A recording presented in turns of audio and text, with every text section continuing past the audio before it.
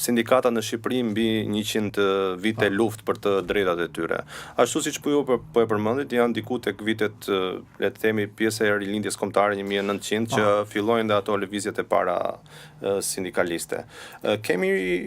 lëvizje përpara viteve 1900 apo 1905, 1902, Shkodra për shembull ka qenë një qendër e këtyre lëvizjeve sindikale, mund t'i marrim si vitet fillestare, kur ne mund t'i themi një tuaj që në këto vite ka filluar lëvizjet tona sindikale. Konceptet e para, pra referuar asaj dhe ju që thatë për sa i përket socialdemokracisë në tërësinë e saj, ku edhe sindikalizmi është pjesë e saj, duke qenë që mbështet klasën punëtore apo punëtorinë asaj kohe në kuadër të artikulimit dhe të ruajtjeve të drejtave tyre, zën fill pra me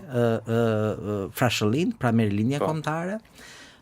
Duhet thënë që padyshim është një reflektim edhe i revolucionit industrial atë çka kishte filluar në perëndim me organizimet e para sindikale të cilat datojnë më herës në Shqipëri. Pra ne nëse flasim për rilindjen jemi në gjysmën e dytë të shekullit XIX, ndërkohë që në perëndim këto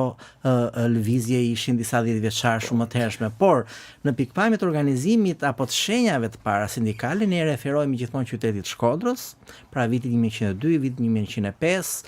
dhe në një formë më të plot padyshim sindikalizmi në tërësinë e tij në Shqipëri shfaqet mbas viteve 20.